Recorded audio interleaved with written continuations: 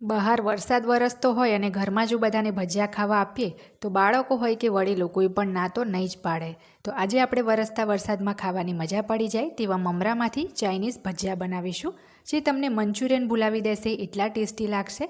તમે આ ભજીયા ખાશો તો તમે મંચુરિયન ખાઓ છો કે પછી ભજીયા એ જ તમને ખ્યાલ નહીં આવે, પણ મંચુરિયન કરતાં એકદમ ઓછી ઝંઝટમાં ઝટપટ આ ચાઇનીઝ ભજીયા બનીને તૈયાર થઈ જાય છે. નમસ્તે મિત્રો, સ્વાગત છે તમારું રસોઈની રમઝટમાં. હું છું ધરિતા. તો ચાલો આજની આ રેસીપી બનાવવાનું શરૂ કરીએ. તો એના માટે આપણે અહીંયા એક ચોપર લઈ લેવાનું છે અને આ રીતનો નાનો ટુકડો, પા ટુકડો જેટલો કોબીસ લઈ અને મેં ધોઈ લીધો છે, જેને રફલી આ રીતના મોટા મોટા ટુકડામાં સમારીને આપણે ચોપરમાં લઈ લેવાનો છે. તો કોબીસ સમારાઈ જાય એટલે આ રીતના બે નાના ટુકડા ગાજર લઈ અને પણ રફલી મોટા મોટા ટુકડા કરી ચોપરમાં ઉમેરી દઈશું. ગાજરને પહેલાં મેં ખબરી લીધી છે ચપ્પુથી, પછી ધોઈને ટુકડા કર્યા છે. હવે એમાં એક મીડિયમ સાઇઝની ડુંગળી છોલીને એને પણ આપણે રફલી ટુકડા કરીને ઉમેરી દઈશું. ત્યાર પછી એકદમ નાની સાઇઝનું આ રીતનું એક કેપ્સિકમ લીધું છે, એને પણ ધોઈને આપણે રફલી મોટા મોટા ટુકડા કરીને જ ઉમેરી દઈશું. જો તમારી પાસે આ રીતનું એકદમ નાની સાઇઝનું કેપ્સિકમ ના હોય તો પછી મીડિયમ સાઇઝનું કે મોટું કેપ્સિકમ હોય તો તમારે અડધું કે પા ટુકડા જેટલું જ લેવાનું છે. તો કેપ્સિકમ પણ ઉમેરાઈ ગયું છે. હવે આપણે આ બધી જ વસ્તુને ચોપ કરી લેવાની છે. તો એકદમ ઝીણું આપણે એને ચોપ નથી કરવાનું, થોડું મોટું એટલે કે થોડું મીડિયમ રહે એ રીતનું ચોપ કરીશું. તો અહીંયા તમે જોઈ શકો છો એકદમ ઝીણું નથી કર્યું, આ રીતનું મીડિયમ ચોપ કર્યું છે બધું જ. હવે આપણે ભજીયા બનાવીશું. તો એના માટે એક બાઉલમાં આપણે 1.5 કપ જેટલા મમરા લઈશું, જે સાદા બાસમતી મમરા આવે એ જ લીધા છે. ત્યાર પછી આપણે જે શાકભાજી હમણાં ચોપ કર્યા હતા એ બધા જ શાકભાજી આમાં ઉમેરી દઈશું. અને આટલા મમરામાં આટલા જ શાકભાજી ઇનફ છે, બહુ વધારે પડતા પણ નથી ઉમેરવાના. અને હવે આપણે એમાં થોડા લીલા ધાણા ઉમેરીશું. જો તમારી પાસે લીલી ડુંગળી હોય તો એ ખાસ ઉમેરજો. 1 ચમચી વાટેલા આદુ લસણ મરચાં ઉમેર્યા છે. 1 ટેબલસ્પૂન શેઝવાન ચટણી ઉમેરી છે. ત્યાર પછી 2 થી 2.5 ટેબલસ્પૂન જેટલું આપણે ટોમેટો કેચઅપ ઉમેરીશું. હવે આ ભજીયાના બાઇન્ડિંગ માટે એમાં અડધો કપ આપણે મેંદો ઉમેરવાનો છે અને અડધા કપથી અડધું એટલે કે 1/4 કપ આપણે એમાં કોર્નફ્લોર ઉમેર્યો છે. ત્યાર પછી સ્વાદ પ્રમાણે એમાં મીઠું ઉમેરીશું.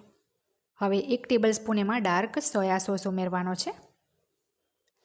હવે બધી જ વસ્તુને આપણે આ રીતના હાથથી સરસ મસળીને મિક્સ કરવાનું છે. આપણે શાકભાજી પણ ધોઈને લીધા છે, બધી ચટણી અને સોસ પણ ઉમેર્યા છે, એના લીધે એનું બાઇન્ડિંગ આવી જ જશે. અને જો તમને લાગે કે મમરા એકદમ ડ્રાય લાગે છે તો આપણે ઢાંકીને 5 થી 7 મિનિટનો એને રેસ્ટ પણ આપીશું, જેથી મમરા સરસ ફૂલી જાય અને શાકભાજીનું પણ પાણી છૂટી જાય. તો 5 મિનિટનો રેસ્ટ આપ્યા પછી ફરીથી આપણે બધું જ હાથથી મસળી લેવાનું છે. અને રેસ્ટ આપ્યા પછી તમે જોજો બાઇન્ડિંગ પણ પહેલાં કરતાં સારું આવશે અને જે મમરા આપણા પહેલાં કોરા કોરા લાગતા હતા એ પણ મસ્ત સોફ્ટ થઈ ગયા હશે. આમાં એક પણ ટીપું હવે મારે પાણી ઉમેરવાની જરૂર નથી લાગતી. જો તમને લાગે કે બાઇન્ડિંગ નથી જ આવતું, મિશ્રણ છૂટું પડી જાય છે, તો જ તમારે 1 ચમચી પાણી છાંટવું. તો સરસ મિશ્રણ ભેગું થઈ ગયું છે. ત્યાર પછી આ રીતના આપણે થોડું થોડું મિશ્રણ લઈને ગરમ તેલમાં ભજીયા મૂકીશું. તો તેલ મેં પહેલેથી જ ગરમ કરી લીધું હતું.